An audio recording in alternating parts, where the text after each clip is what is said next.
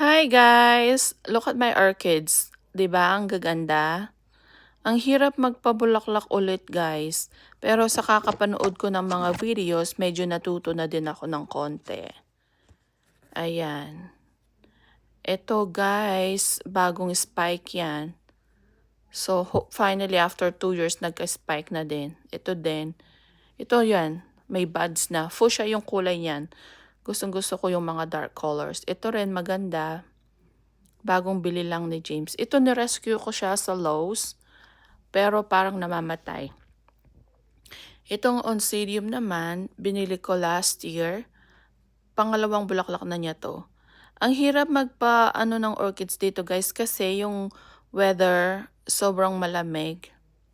Tapos pag winter, maglalagay ka ng heater so yung paiba-iba yung temperature.